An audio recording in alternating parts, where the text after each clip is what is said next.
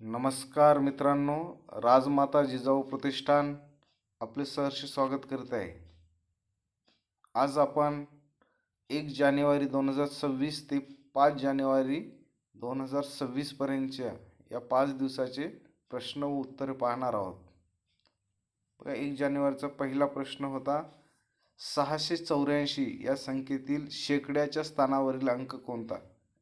684 मध्ये शेकड्याच्या स्थानावरील अंक.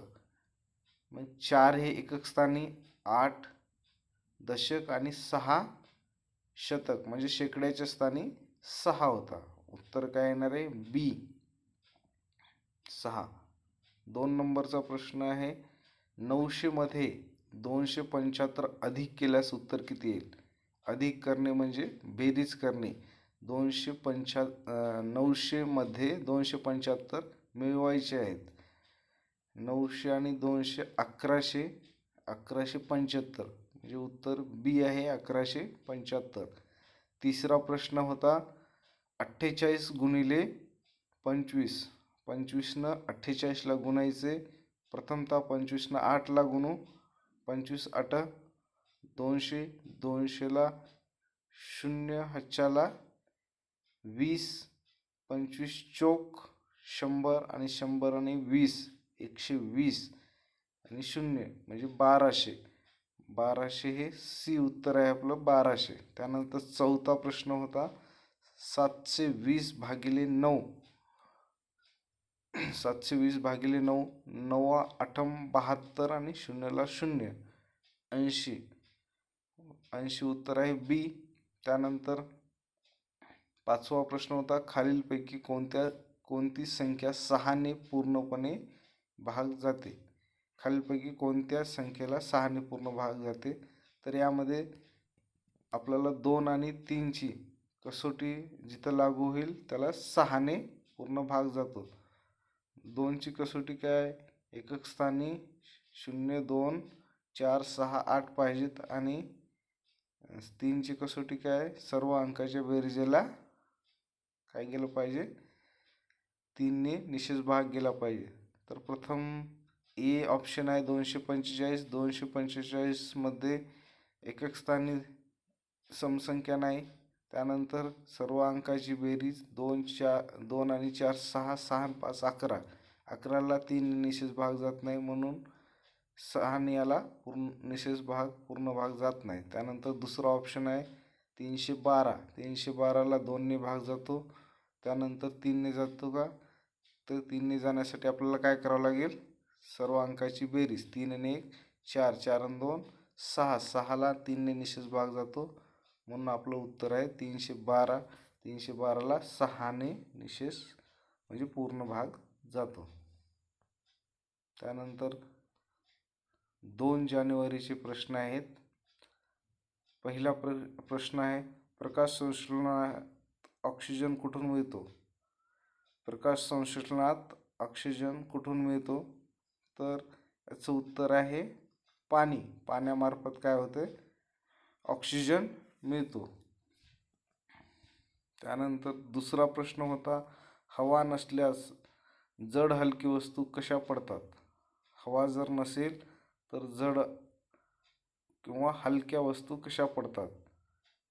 त्याचं उत्तर आहे एकाच वेळी. जर हवा नसेल तर ते दोन्ही वस्तू कशा पडणार आहेत? एकाच वेळी पडणार आहेत. त्यानंतर तिसरा प्रश्न आहे, उष्णतेचा चांगला वाहक कोणता? उष्णतेचा चांगला वाहक. उत्तर आहे याचं तांबे. उष्णतेचा चांगला वाहक कोणता आहे? लाकूड, प्लास्टिक, काच, तांबे यापैकी तांबे आहे.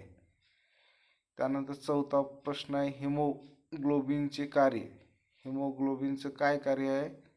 तर O2 वाहून नेणे, ऑक्सिजन वाहून नेणे हे हिमोग्लोबिनचं काम आहे. त्यानंतर पाचवा प्रश्न आहे, चंद्रावर वजन कमी का? चंद्रावर वजन कमी का असते? तर तिथं गुरुत्वाकर्षण कमी असते म्हणून चंद्रावर वजन कमी असते पृथ्वीच्या मानाने. त्यानंतर 3 जानेवारीचे प्रश्न आहेत. पहिला प्रश्न होता, सावित्रीबाई फुले यांची जयंती कधी साजरी केली जाते? सावित्रीबाई फुले यांची जयंती आपण ह्याच महिन्यात साजरी केली 3 जानेवारीला. 3 जानेवारीला आपण सावित्रीबाई फुले यांची जयंती साजरी करतो. त्यानंतर सावित्रीबाई फुले भारतातील पहिल्या कोण होत्या? पहिल्या शिक्षिका होत्या. बघा, सावित्रीबाई पहिल्या भारताच्या शिक्षिका आहेत.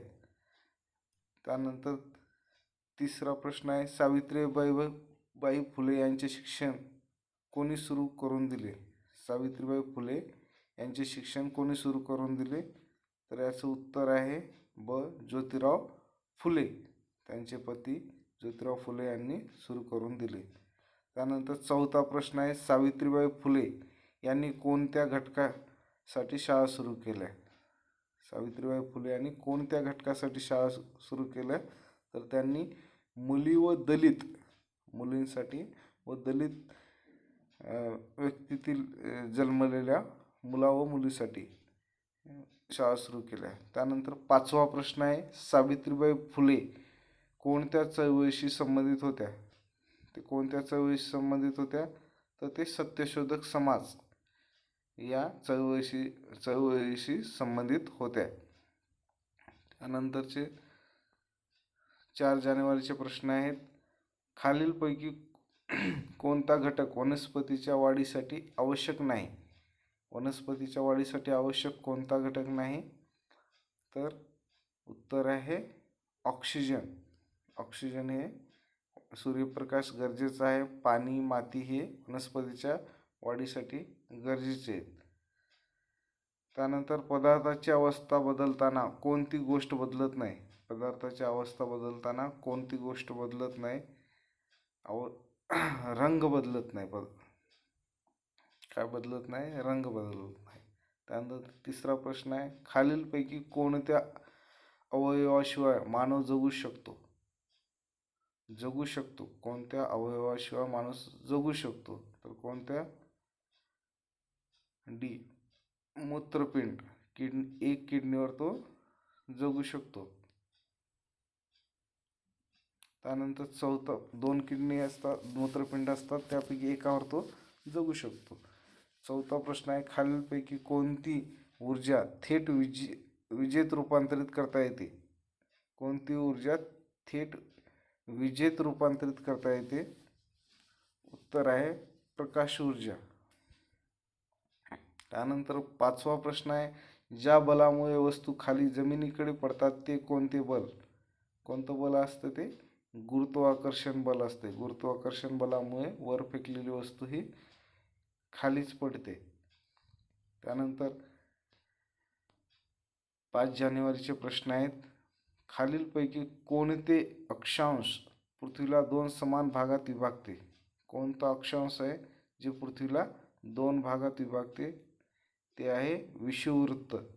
विषुववृत्तामुळे पृथ्वीचे 2 समान भाग पडलेले आहेत, काल्पनिक. त्यानंतर दुसरा प्रश्न आहे, पर्जन्यमान जास्त असलेल्या प्रदेशात खालीलपैकी कोणती वनस्पती आढळते? पर्जन्यमान जर जास्त असेल, पाऊस जर जास्त असेल तर कोणती वनस्पती तिथे आढळते? तर सदाहरित वने. सदाहरित वन तिथं जास्त प्रमाणात आढळतात. तिसरा प्रश्न आहे, भारताच्या पश्चिम किनाऱ्यालगत कोणता समुद्र आहे? भारताच्या पश्चिम किनाऱ्यालगत कोणता समुद्र आहे? तर अरबी समुद्र आहे. कोणता आहे? अरबी समुद्र. त्यानंतर चौथा प्रश्न आहे, खालीलपैकी कोणता वारा मान्सून प्रकारात येतो? कोणता वारा मान्सून प्रकारात येतो? तर नैऋत्य मान्सून वारे मान्सून प्रकारात येतात. त्यानंतर शेवटचा प्रश्न आहे 5वा, नकाशावर उंची दर्शवण्यासाठी प्रामुख्याने कोणत्या रेषा वापरतात? नकाशावर उंची दर्शवण्यासाठी प्रामुख्याने कोणत्या रेषा वापरतात? तर त्या रेषा असतात समरेषा. त्या रेषा कोणत्या असतात? समरेषा.